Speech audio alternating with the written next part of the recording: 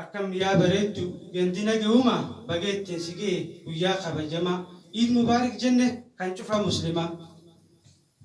Baga walumaanuu nugee yaa obboleessa Islaamaa warra bara hedduu kan bara kumaatamaa galanni isaan badin alhamdulillaahin galanni galfamaa.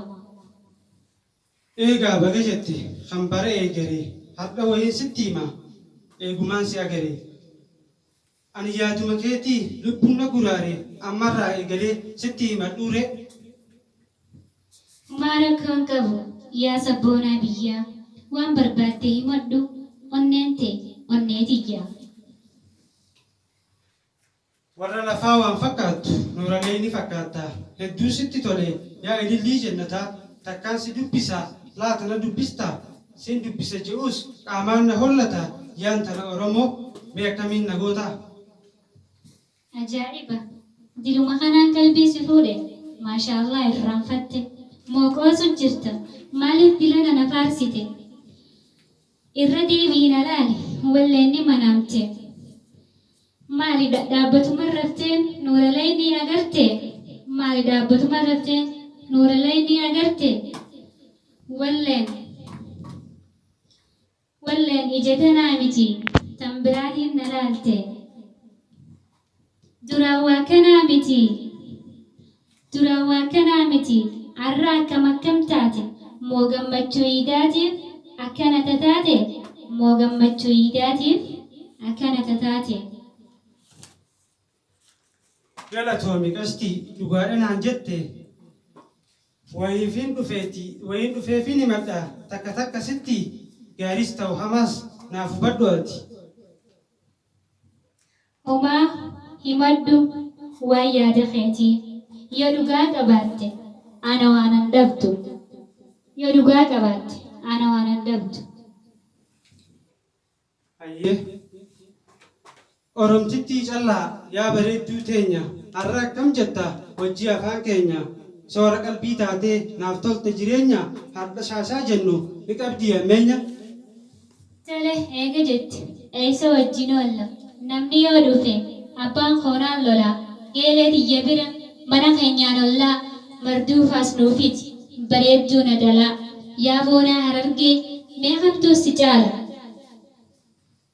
Mariidhaafiin dhufee onneedhaan haajamee maal si fakkaatti shakkii yoon si qaadhime qaadhimaa ni qabda faatee kam jettame. Yaa boosa maal jette walleenni manaamte osoo jettuu arra qaadhimaa asooyte tasgabbaayyaati walleenni anfariirte. Dhugaadhaan siif qabu nin dubbadha baasee jaalaluma teetii ambaasan abbaase halkan akkanattiin bula yoomii rafee ciisee jaalalaa sirraa naqabee reediyoo irraa dhageesse.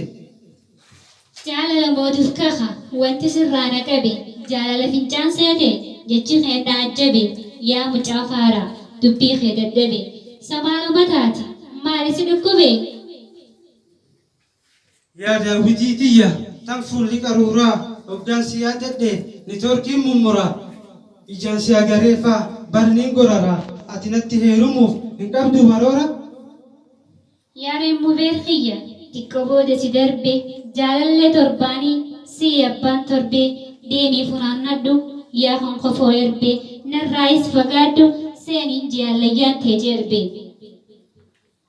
Loosha rabbiin uume tan rabbiin naa file gara laaftuu namaa haala keennat tole si dhabee waan galu faayotoo magaalee.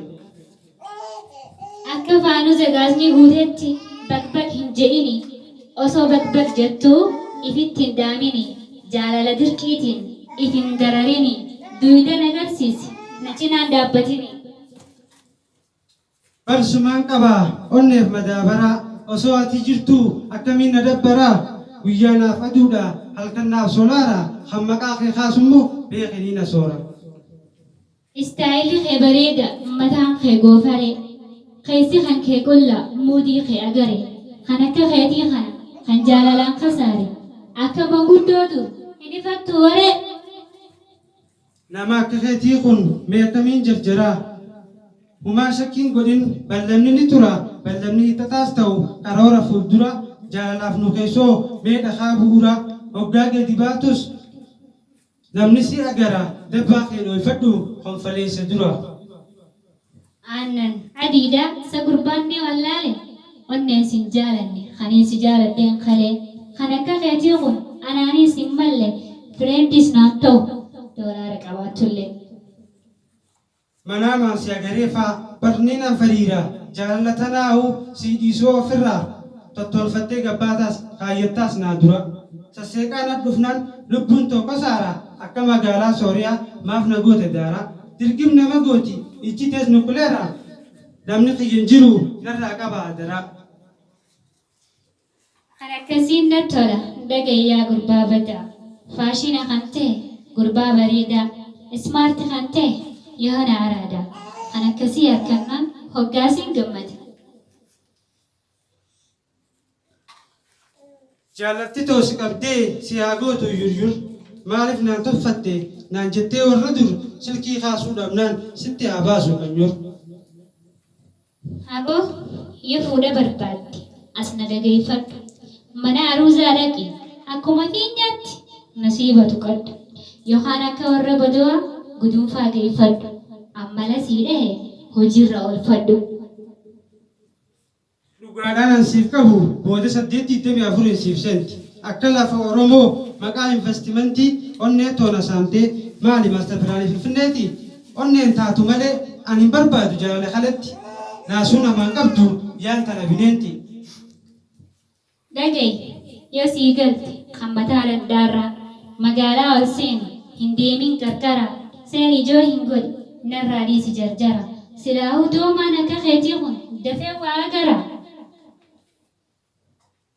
Yaada artuutiyya arra maaluma taate helgattuma siin jaaladhaan chaappallee naaf dhoyte maali magaalaa ol baatee namaa wal jijjiiramte duraan daraartuutiyya taate har'a daraartuutiyya taate. Siin jaaladhaadhaan naan hin jenne paakeejii naasooftee.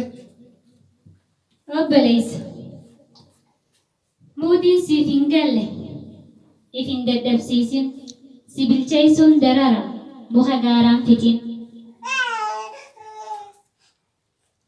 Muddi moo mudaa muddi kan si dhukkubu dhufeetiin si laalaa yoo dhufuu dhaqabe. Obboleessa yookaan moodii qabaadhu yookaan achi deem bakka dhiiraa hanqadhu achi deem baadiyyaa anarraa fagaadhu. Faashiniin hin mul'isu eenyummaa namummaa aadaa fi oda qabdi heera fuudhaaf heerumaa.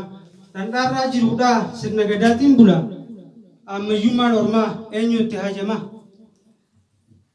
Addunyaan sagali kabajaan si gaali ani intala magaalaa qaaloytu akka dooraalee annan barbaachistu jaalatti mooraalee keeshii kee akkamii silaa yaa saayira qaali. Ammayyummaan of beekuudha iffollaanoo miti eenyummaan namummaa faashiniin jijjiiramti. Akkamii wal caalti?